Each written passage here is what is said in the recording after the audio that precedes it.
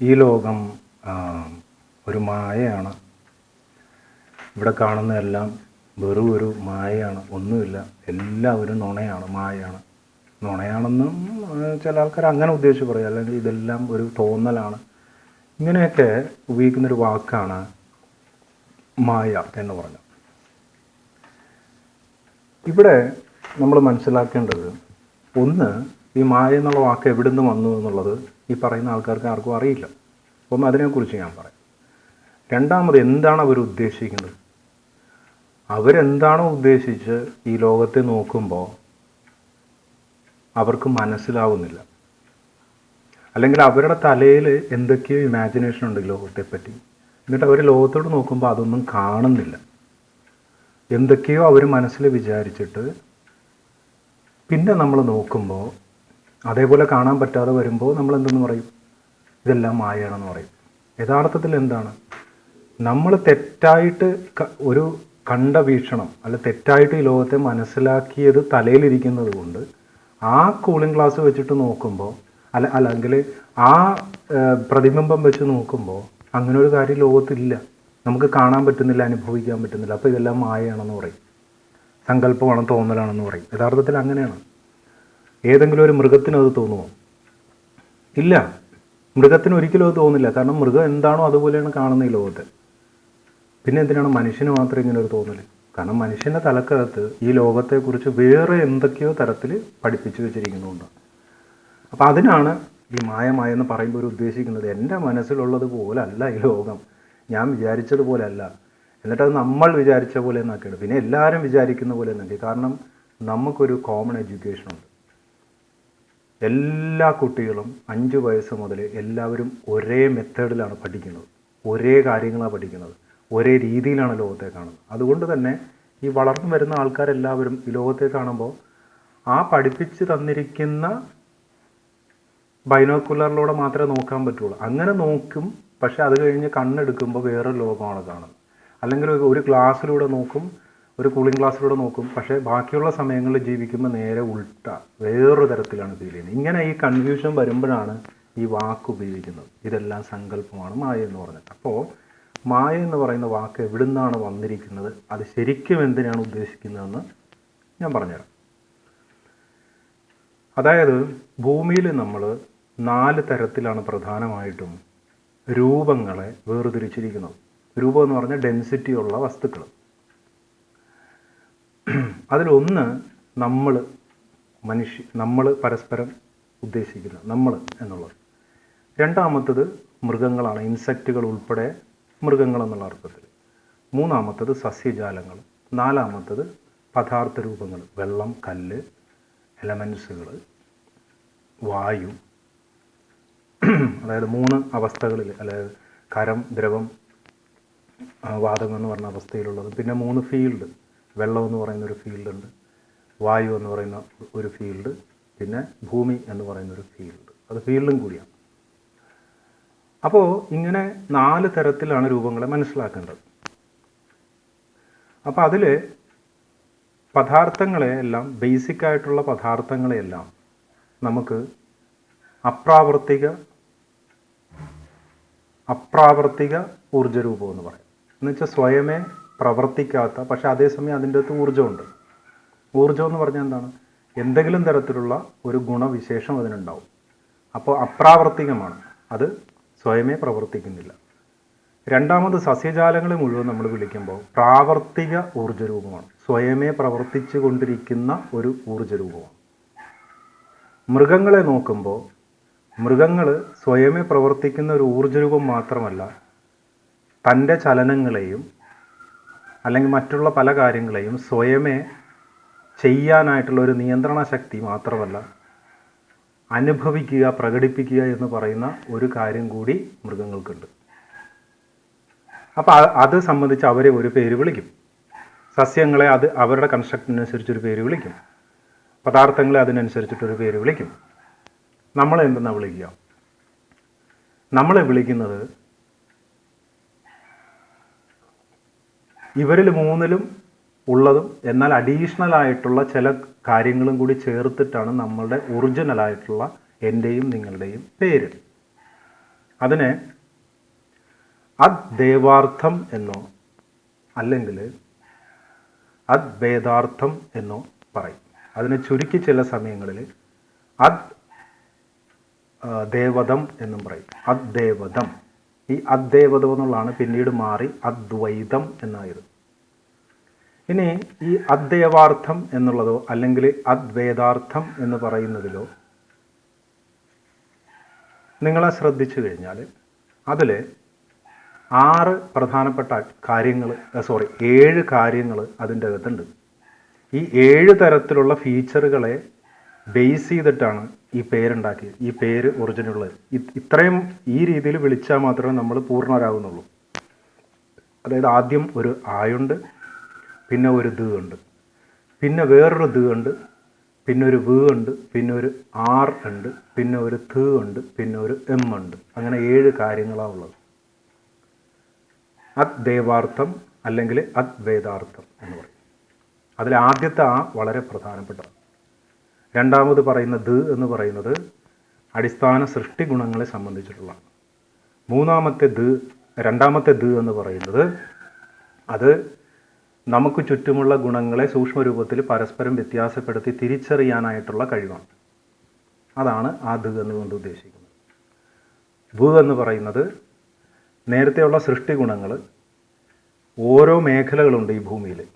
ആ മേഖലകൾക്ക് അടിസ്ഥാനത്തിൽ ഈ സൃഷ്ടി ഗുണങ്ങൾ പ്രകടിപ്പിക്കപ്പെടുന്ന ആ മേഖലകളെ സംബന്ധിച്ചിട്ടുള്ളതാണ് വ് എന്ന് പറയുന്നത്. പിന്നെ ഉള്ളത് ആർ എന്ന് പറയുന്ന അക്ഷരമാണ്. അത് നമ്മളുടെ ശരീരത്തിലും അതേപോലെ ഞാനെന്ന് പറയുന്ന അനുഭവിക്കുന്ന ആളും ചലിച്ചുകൊണ്ടിരിക്കുന്നതിനെ സംബന്ധിക്കുന്നതാണ്. ട്രാൻസ്മിറ്റിംഗ് മോഷൻ എന്ന് പറയുന്ന അർത്ഥത്തിൽ ശരീരത്തിൻ്റെ ഒരു ചലനമുണ്ട്.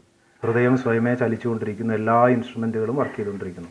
അതിനോടൊപ്പം തന്നെ ഞാനെന്ന് പറയുന്ന ഉള്ളിൽ ഞാൻ ചിന്തിക്കുമ്പോഴും കാര്യങ്ങളെ വീക്ഷിക്കുമ്പോഴും ഞാനെന്ന് പറയുന്നതിൻ്റെ ഉള്ളിൽ ഒരു ചലനം നടന്നുകൊണ്ടിരിക്കുന്നുണ്ട്. അനുഭവിക്കുന്ന ആൾ, പ്രകടിപ്പിക്കുന്ന ആൾ, ഉള്ളിൽ നടക്കുന്ന ചലനം.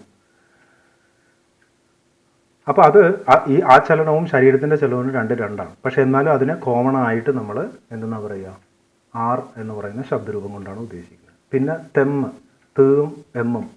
തീ എന്ന് പറയുന്നത് ഒരു കൺസ്ട്രക്റ്റിനെയാണ്, മനസ്സിലായി? അതായത് ശരീരം എന്ന് പറയുന്ന കൺസ്ട്രക്റ്റ്, അതിൻ്റെ ആന്തരികമായ ഘടനേനെയാണ് തീ എന്ന് പറയുന്നത്. എം എന്ന് പറയുന്നത് മൊത്തത്തിലുള്ള രൂപം.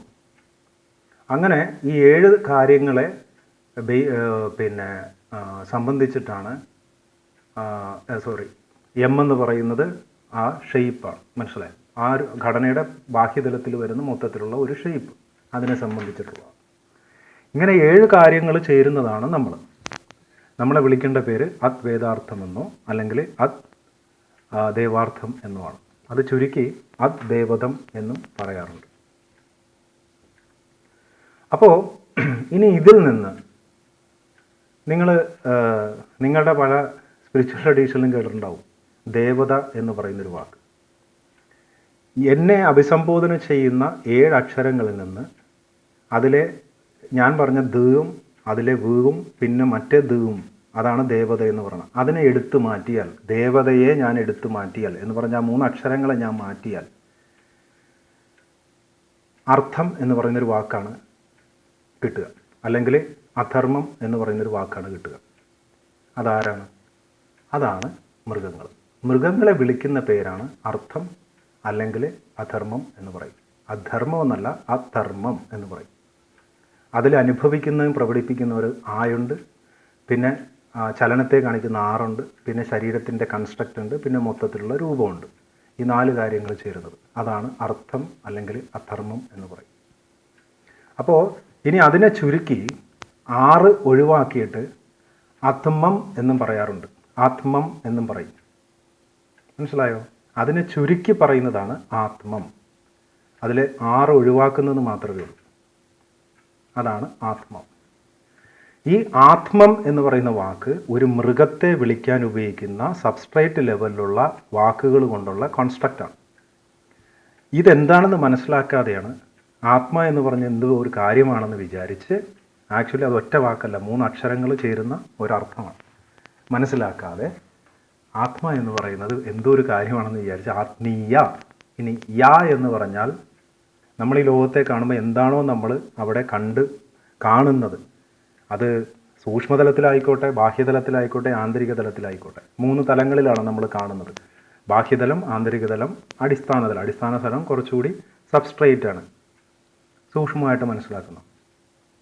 ഇങ്ങനെ ഏത് 3 തലത്തിലും ഞാൻ എന്താണോ അവിടെ കാണുന്നത്, അത് മെഷർമെൻറ്റുകളായിക്കോട്ടെ, ഷേപ്പുകളായിക്കോട്ടെ, നിറവായിക്കോട്ടെ, കണക്ഷൻസുകളായിക്കോട്ടെ, മനസ്സിലായി, എല്ലാം അങ്ങനെ എന്താണ് ഞാൻ അനുഭവിക്കുന്നത്, അതിനെ യാ എന്നാണ് പറയുക. അപ്പോൾ ആത്മീ യാ എന്ന് പറഞ്ഞാൽ, ശരിക്കും പറഞ്ഞാൽ മൃഗങ്ങളെ നോക്കിക്കൊണ്ട് എന്നെയും ഞാനും അതും ഒരേ തരത്തിലാണ് എന്നുള്ള രീതിയിലുള്ള ചിന്താതലത്തെയാണ്, അങ്ങനെ ചിന്തിക്കുന്നതിനെയാണ് ആത്മീയം, അങ്ങനെ ചിന്തിക്കുന്നവനെയാണ് ആത്മീയൻ എന്ന് പറഞ്ഞാൽ. നിങ്ങൾ ഇത്രയും നാളും കേട്ടുകൊണ്ടിരുന്ന ആത്മീയം എന്നുള്ള വാക്കുണ്ടല്ലോ, ശരിക്കും പറഞ്ഞാൽ അത് മൃഗബോധത്തിൽ, മൃഗബോധം എന്ന് വെച്ചാൽ മൃഗത്തെ പോലെ ചിന്തിക്കുന്ന എന്നുള്ളതല്ല ഇവിടെ ഉദ്ദേശിക്കുന്നത്, മറിച്ച് മൃഗത്തെ പോലെയാണ് ഞങ്ങൾ എന്ന് ചിന്തിക്കുന്നതാണ്. യഥാർത്ഥത്തിൽ നമ്മൾ അദ്വൈതാർത്ഥമാണ്. അതിലെ ദേവത എന്ന് പറയുന്ന 3 പ്രധാനപ്പെട്ട ഫീച്ചറുകൾ എടുത്ത് മാറ്റുമ്പോൾ പിന്നെ നമ്മൾ മൃഗത്തെ പോലെ. അങ്ങനെ മൃഗത്തെ പോലെ ഞാൻ എന്നെയും കാണുക എന്ന് പറഞ്ഞാൽ അതിനെയാണ് നമ്മൾ ജനിതക വംശബോധം എന്ന് പറയും. നമ്മൾ മൃഗങ്ങളെ മുഴുവൻ നോക്കുമ്പോൾ, ഒറ്റ കാറ്റഗറിയിൽ നോക്കുമ്പോൾ പലതരത്തിലുള്ള സ്പീഷീസ് ഉണ്ട്. എന്നിട്ട് അത് കണ്ടുകൊണ്ട് നമ്മൾ ചിന്തിക്കുകയാണ്, നമ്മളുടെ മനുഷ്യരുടെ ഇടയിലും ഇതേപോലെ വ്യത്യസ്തമായിട്ടുള്ള ജനിതക വംശജാതികളുണ്ടെന്ന് അങ്ങോട്ട് സങ്കല്പിക്കുകയാണ്. ഇങ്ങനെ ചിന്തിക്കുന്നവനെയാണ് ആത്മീയൻ എന്ന് പറഞ്ഞാൽ അതിൻ്റെ യഥാർത്ഥ വാക്കിൻ്റെ അർത്ഥത്തിൽ ഉദ്ദേശിക്കുന്നത്. അതായത് ജനിതക വംശബോധത്തിൽ വിശ്വസിക്കുന്നത്. എൻ്റെ അച്ഛൻ്റെ അമ്മയുടെയും ജനിതകമാണ് ഞാൻ കണ്ടിന്യൂ ചെയ്യുന്നതെന്ന് നിങ്ങൾ ചിന്തിക്കുമ്പോൾ, അല്ലെങ്കിൽ ജനിതക വംശബോധത്തിൽ വരുമ്പോൾ അവിടെ ജനിതക ശ്രേഷ്ഠവാദവും വരും, ജനിതക ശുഷ്കവാദവും വരും. അതായത് ജനിതക ശ്രേഷ്ഠന്മാരാണെന്ന് സ്വയം അവകാശപ്പെടുന്ന കുറേ എണ്ണവന്മാരും വരും. അവന്മാർ തന്നെ ജനിതക ശുഷ്കം എന്ന് പറയുന്ന കുറേ ആൾക്കാരെ ജനിതക ശുഷ്കന്മാരാണെന്ന് പറയുകയും ചെയ്യും.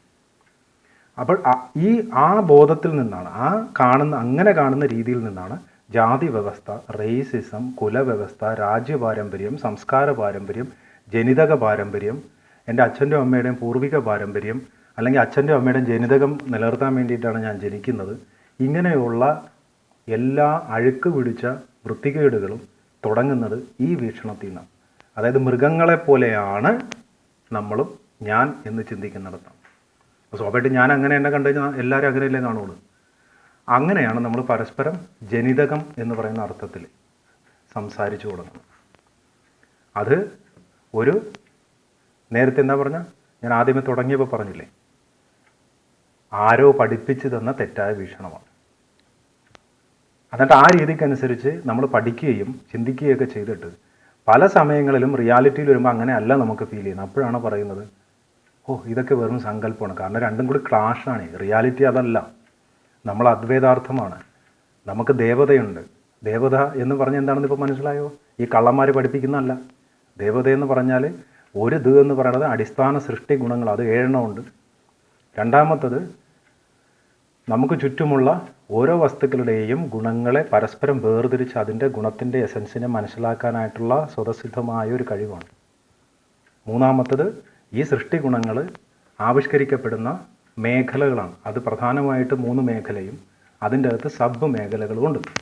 3 മേഖലകളെന്ന് പറയുന്നത്, ഒന്ന് വസ്തുനിർമ്മാണ മേഖല, രണ്ടാമത്തത് ഇന്ദ്രിയ രസ രൂപനിർമ്മാണ മേഖല, മൂന്നാമത്തത് വ്യവസ്ഥാരൂപ നിർമ്മാണ മേഖല. ഇങ്ങനെ 3 മേഖലകളാണ് ഈ ലോകത്തുള്ളത്. അതിൻ്റെ അകത്ത് സബ്ബുകൾ ധാരാളമുണ്ട്. അവിടെയാണ് ഈ സൃഷ്ടി ഗുണങ്ങളെല്ലാം പ്രകടിപ്പിക്കുന്നത്. അപ്പോൾ അതിനനുസരിച്ചാണ് ഓരോ വ്യക്തിക്കും വ്യത്യസ്തത ഉണ്ടാകുന്നത്. അപ്പോൾ ഈ ദേവത പോയി കഴിഞ്ഞാൽ പിന്നെ ഒരു ആനിമലാണ്. അപ്പോൾ ഞാനൊരു ആനിമലിനെ പോലെയാണ് എന്ന് പഠിപ്പിച്ചു തരികയാണ് ചെറുപ്പം മുതലേ, ജനിതക വംശം വെച്ചിട്ട്, ജനിതക വംശബോധം. അങ്ങനെയാണ് ഈ ജനിതക വംശബോധം എന്ന് പറയുന്ന സാധനം ഉണ്ടാകും. അതാണ് അർത്ഥമായ, അല്ലെങ്കിൽ ആത്മീയ, അല്ലെങ്കിൽ അധർമായ എന്നൊക്കെ പറയാം. മനസ്സിലായോ? രണ്ടാമത്തത് അടുത്ത വരുന്നതാണ് സസ്യങ്ങളെ നമ്മൾ ഋതം എന്നാണ് പറയുക. എന്തുകൊണ്ടാണ് ഋതം? സസ്യങ്ങളിൽ അനുഭവിക്കുകയും പ്രകടിപ്പിക്കുകയുമുള്ള ഒരാളില്ല. പക്ഷെ അങ്ങനെ ഉണ്ടെന്ന് പറഞ്ഞ് നമ്മളെ പഠിപ്പിക്കും. അങ്ങനെ പഠിപ്പിക്കുമ്പോൾ നമ്മൾ സസ്യങ്ങളെ പോലെയാണ് എന്നുള്ള രീതിയിൽ ചിന്തിക്കാൻ തുടങ്ങും. അപ്പോൾ സസ്യങ്ങളെ പോലെയാണെന്ന് പറയുമ്പോൾ ഞാൻ ഋതം എന്ന് പറയുന്ന ഒരു കാര്യം, അത് ഒരു കൺസ്ട്രക്റ്റാണ്. അല്ലേ? ഒരു ചെടി എന്ന് പറയുന്നത് ഒരു ഘടനയാണ്, ഒരു ആന്തരികമായ കൺസ്ട്രക്റ്റ് ഉണ്ട്, അതിൻ്റെ അത് ചലനം നടക്കുന്നുണ്ട്. മൂന്നാമത്തത് അതിന് മൊത്തത്തിൽ ഓരോത്തിനും ഓരോ ഷേപ്പുകളുണ്ടാകും, ഓരോ സസ്യങ്ങൾക്കും. അതാണ് ഋതം എന്ന് പറയുന്നത്. അതിനെ ധർമ്മം എന്നും പറയും, ധർമ്മം. അപ്പോൾ എന്താണത്? ഈ സസ്യത്തിൽ 3 കാര്യങ്ങൾ നമുക്ക് ഉൾപ്പെടുത്തണം. ഒന്ന്, ഫുൾ കൺസ്ട്രക്റ്റാണ്. എന്താണ് സസ്യങ്ങളുടെ പ്രത്യേകത? സസ്യങ്ങൾ എന്തിനു വേണ്ടിയാണ് വെക്കുന്നത്? നമ്മളുടെ ജൈവ യന്ത്രങ്ങളാണ് സസ്യങ്ങൾ എന്ന് പറഞ്ഞാൽ ഭൂമിയിൽ കിടക്കുന്ന, സൂക്ഷ്മതലത്തിൽ കിടക്കുന്ന ഊർജ്ജ കണങ്ങളെ എടുത്ത് ഫിൽട്ടർ ചെയ്ത് അതിനെ ഒരു പരിവർത്തിത ഊർജ്ജമാക്കി നമുക്ക് കഴിക്കാൻ പറ്റുന്ന ഭാഗത്തിലോട്ടാക്കി മാറ്റിത്തരുന്ന, പരിവർത്തനം ചെയ്യുന്ന ഒരു പരിവർത്തന ഊർജ യന്ത്രങ്ങളാണ്, ജൈവ യന്ത്രങ്ങളാണ് സസ്യങ്ങൾ. ഇനി അതിൻ്റെ അകത്ത് നമുക്ക് എന്ത് കിട്ടും? റം കിട്ടും, അല്ലെങ്കിൽ മർമ്മം കിട്ടും. എന്താണ് മരം അല്ലെങ്കിൽ മരം അല്ലെങ്കിൽ മർമ്മ എന്ന് പറഞ്ഞാൽ എന്താ? ഫ്രൂട്ടിനെയാണ് പറയുന്നത്. അതായത് ഊർജ്ജമുള്ള ഒരു രൂപം, അതാണ് മർമ്മ എന്ന് പറഞ്ഞാൽ. അല്ലെങ്കിൽ മരം എന്നും പറയാം.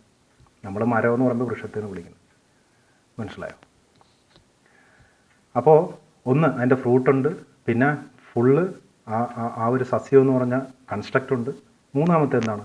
ഈ മരങ്ങൾ നമുക്ക് വെട്ടിയെടുത്ത് നമുക്ക് വീടുകളുണ്ടാക്കാനും മേശകളുണ്ടാക്കാനായിട്ടുള്ള തൂണുകളായിട്ടും കാലുകളായിട്ടും സെൻറ്ററുകളായിട്ടൊക്കെ ഉപയോഗിക്കാം. ഇങ്ങനെ 3 കാര്യങ്ങൾ അതിൻ്റെ അകത്ത് നമുക്ക് ചെയ്യാം. അപ്പോൾ ഈ വീക്ഷണത്തിൽ നമ്മളെയും കാണാൻ തുടങ്ങും. സസ്യങ്ങളാണ് നമ്മൾ, സസ്യങ്ങളെ പോലെയാണെന്ന് ചിന്തിക്കുമ്പോൾ. മനസ്സിലായോ? അപ്പോൾ ഇനി 6 ഒഴിവാക്കിക്കൊണ്ട് അതിനെ തം എന്നും പറയാറുണ്ട്. തമ്മ് എന്ന് പറഞ്ഞ് പറയാറുണ്ട്. 6 ഒഴിവാക്കാറുണ്ട്. ചില സമയങ്ങളിൽ 6 ഉപയോഗിക്കാറുണ്ട്. അപ്പോൾ തമം എന്നും പറയും. അതിനാണ് നിങ്ങൾ കേട്ടിട്ടുള്ള തമോ ഗുണം എന്ന് പറഞ്ഞാൽ നിങ്ങൾ കേട്ടിട്ടുണ്ടാവുമല്ലോ. തമം എന്ന് പറഞ്ഞാൽ അതാണ്. അപ്പോൾ ഈ തമം എന്ന് പറയുന്നത് ഈ സസ്യങ്ങളെ യഥാർത്ഥത്തിൽ ഞാൻ അവിടെ എഴുതി വെച്ചിട്ടുണ്ട്. തമം എന്ന് പറഞ്ഞാൽ ശരിക്കും ആ പ്രവർത്തനം നടക്കാത്ത, പക്ഷേ അതേസമയം തൂണുകളായിട്ട് ഉപയോഗിക്കുന്നതിനെയാണ് തമം എന്ന് പറയുന്നത്. പക്ഷേ ചില സമയങ്ങളിൽ മൊത്തത്തിൽ പറയാറുണ്ട്. എന്താണ് അത് ഉദ്ദേശിക്കുന്നത്? ഞാൻ എന്നെപ്പോലെ സസ്യങ്ങളായിട്ട് കാണുന്നതെന്ന് പറഞ്ഞാൽ ആർക്കു വേണ്ടി ഊർജ്ജം ഉണ്ടാക്കുന്ന ഏതോ ഒരു ചെടി മാത്രമാണ് ഞാൻ എന്ന രീതിയിലോട്ട് ചിന്തിക്കുകയാണ്. മൃഗം പോലുമല്ല. സസ്യങ്ങൾ ഒരു സ്ഥലത്ത് നിന്ന് മറ്റൊരു സ്ഥലത്തേക്ക് മൂവ് ചെയ്യുന്നില്ല. മൃഗങ്ങൾക്ക് അതെങ്കിലും ഉണ്ട്, സസ്യങ്ങൾക്ക് അതില്ല. സസ്യങ്ങൾ ഒരു ജൈവയന്ത്രമാണ്. ഒരു യന്ത്രത്തെ പോലെ ഞാനിങ്ങനെ ആർക്കോ വേണ്ടി എനർജി പ്രൊഡ്യൂസ് ചെയ്യാൻ വേണ്ടി ജനിച്ച ഒരാളാണ്.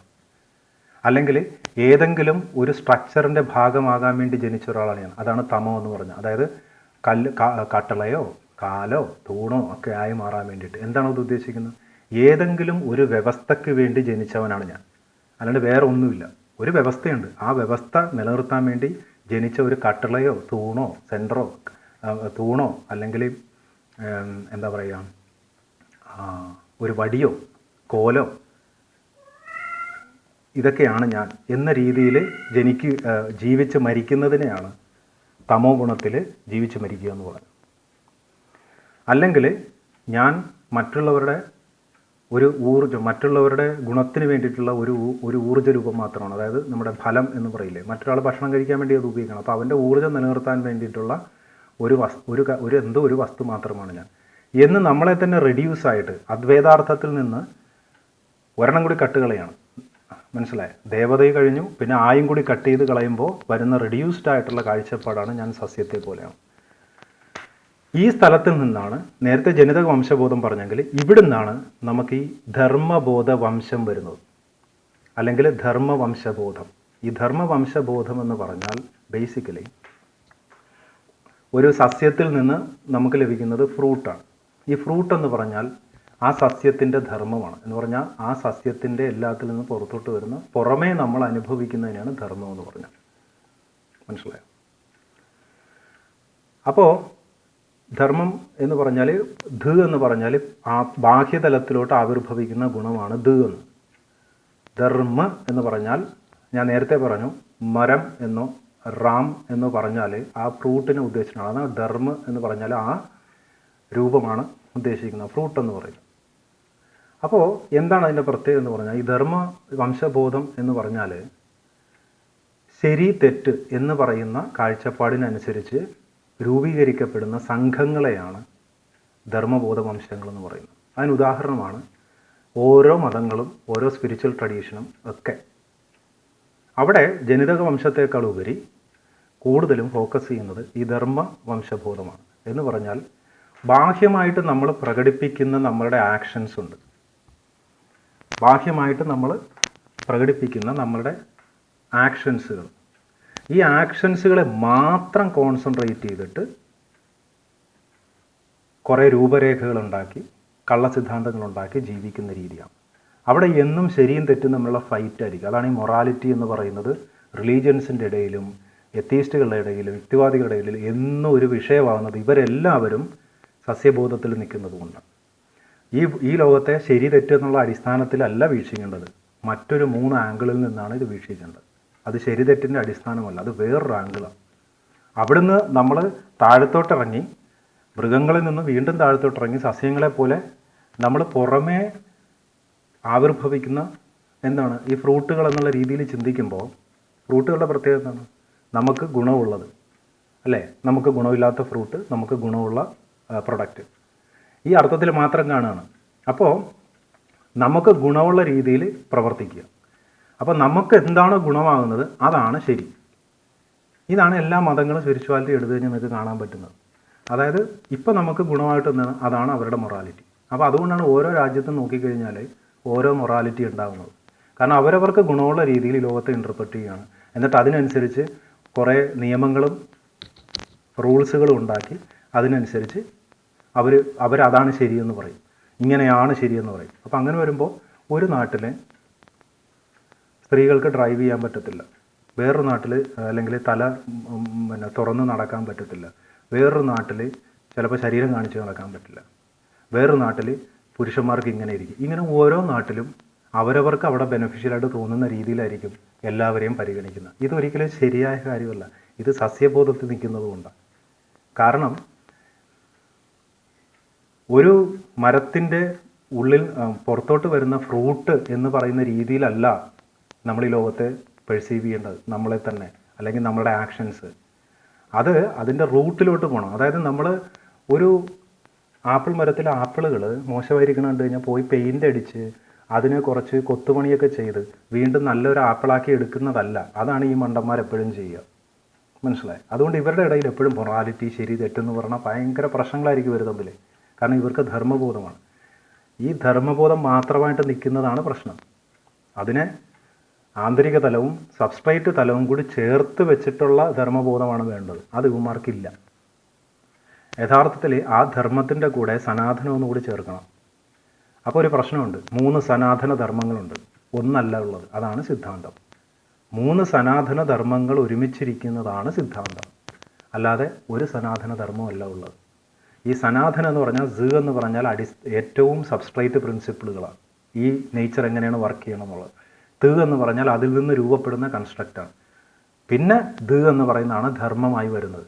ആ 3 തലങ്ങളിൽ നിന്നും കണക്ട് ചെയ്ത് വരുന്ന ധർമ്മമാണ് വേണ്ടത്. അല്ലാണ്ട് ഏതെങ്കിലും ഒരു പുസ്തകത്തിൽ എഴുതി വെച്ചിട്ട് ഇതാണ് സനാതന ധർമ്മം എന്നും പറഞ്ഞു വരുന്ന ഇപ്പോൾ ഹിന്ദുത്വവാദികളുണ്ട്. കള്ളന്മാരാണത്, മഹാകള്ളന്മാരാണ്. അവന്മാർ പറയുന്ന സനാതന ധർമ്മം കള്ളത്തരമാണ്. അവന്മാർ ആദ്യം സനാതന ധർമ്മം സംസാരിക്കുന്നതിന് മുമ്പ് ആദ്യം ചെയ്യേണ്ട കാര്യം ഇവിടെ ഈ കണ്ട ആനകളെ മുഴുവൻ കാട്ടിൽ നിന്ന് പിടിച്ചുകൊണ്ട് വന്നിട്ട് അവരെ മുഴുവൻ ദ്രോഹിച്ച് ഈ അമ്പലങ്ങളും മറ്റേതൊക്കെ വഴി നടത്തുന്നില്ലേ, അത് സനാതന ധർമ്മത്തിന് വിരുദ്ധമാണ്. ആദ്യം അത് പോയി തിരുത്തണം. അപ്പോൾ അത് ഒരു സനാതന ധർമ്മത്തിന് വിരുദ്ധമാണത്. 3 സനാതന ധർമ്മമുണ്ട്. അത് മറ്റൊരു സനാതന ധർമ്മത്തിൽ അത് ഓക്കെയാണ്, പക്ഷെ വേറൊരു സനാതന ധർമ്മത്തിൽ അത് വിരുദ്ധമാണ്. പക്ഷെ അവർ ഉദ്ദേശിക്കുന്നത് ഈ ഞാൻ പറഞ്ഞ വേറൊരു സനാതന ധർമ്മമാണ്. അതിൽ നിന്നിട്ട് അത് ചെയ്യാൻ പറ്റത്തില്ല. അപ്പോൾ എനിവേ ഇവർ പുസ്തകത്തിൽ എഴുതി വെച്ച റൂൾസുമായിട്ട് വരുന്നവരെല്ലാം ധർമ്മവാദികളാണ്. എന്ന് പറഞ്ഞാൽ കള്ളവാദികളെന്ന് പറയും. അതായത് പുറമേയുള്ള ആക്ഷൻസ് മാത്രം ശരിയാക്കുക, ആന്തരികമായിട്ട് ഒന്നും ഇമ്പോർട്ടൻ്റ് അല്ല. പുറമേ നമ്മൾ ഒരാളെ കണ്ടു കഴിഞ്ഞാൽ ചിരിച്ച് കാണിച്ചാൽ അതാണ് നല്ലത്, ആന്തരികമായിട്ടൊന്നും നമുക്ക് തോന്നണ്ട. മനസ്സിലായോ? ഈ പ്രവൃത്തിയാണ് ധർമ്മബോധം എന്ന് പറഞ്ഞാൽ. പുറമേയുള്ള ആക്ഷൻസിനെ ബെറ്റർ ആക്കുക, അതാണ് ഞാൻ പറഞ്ഞത്. ഫ്രൂട്ട് മാത്രം നോക്കുക. നമ്മളൊരു മരത്തെ നോക്കുമ്പോൾ ഒരു നല്ല ഫ്രൂട്ട് വരണമെങ്കിൽ നമ്മൾ മണ്ണിൽ നിന്ന് തുടങ്ങണം. മണ്ണ് നോക്കണം ശരിയാണെന്ന്, വിത്ത് നോക്കണം, പിന്നെ വിത്ത് നടുന്ന രീതികൾ നോക്കണം, പിന്നെ അതിനുശേഷം വെള്ളം നോക്കണം, പിന്നെ വളത്തെക്കുറിച്ച് നോക്കണം, പിന്നെ വളർന്നു വരുമ്പോഴത്തേക്ക് വരുന്ന കീടനാശിനികൾ അതിനെതിരായിട്ട് വരുന്ന കീടനാശിനികൾ ഏതൊക്കെയാണെന്ന് അറിയണം. അങ്ങനെ ഓരോ പ്രോസസ്സുകളും അറിഞ്ഞു വന്ന് അവസാനം എത്തുന്ന ഫലമാണ് ധർമ്മം. പക്ഷേ ഇവിടെ ഇവന്മാർ കോൺസെൻട്രേറ്റ് ചെയ്യുന്നത് ഫലത്തിൽ മാത്രമാണ്. ഫലം കിട്ടിയാൽ മതി, ബാക്കി പ്രോസസ്സുകളൊന്നും ചിന്തിക്കാൻ ഞങ്ങൾക്ക് താല്പര്യമില്ല. അതുകൊണ്ടാണ് ഓരോ നാട്ടിലും വ്യത്യസ്തമായ ധർമ്മബോധമുള്ളത്. കാരണം ധർമ്മബോധമുള്ളവന്മാരാണ് സസ്യബോധത്തിൽ ജീവിക്കുന്നവർ. അപ്പോൾ അങ്ങനെ ജീവിക്കുന്ന ആൾക്കാരുടെ പ്രത്യേകത എന്ന് പറഞ്ഞാൽ അവരെപ്പോഴും തങ്ങളുടെ സമുദായം നിലനിർത്താൻ വേണ്ടി ജനിച്ച ആൾക്കാരായിട്ടായിരിക്കും സ്വയമേ കാണുന്നത്. അതാണ് ഒരു വ്യവസ്ഥയ്ക്ക് വേണ്ടി ജനിച്ചു മരിക്കുന്നു.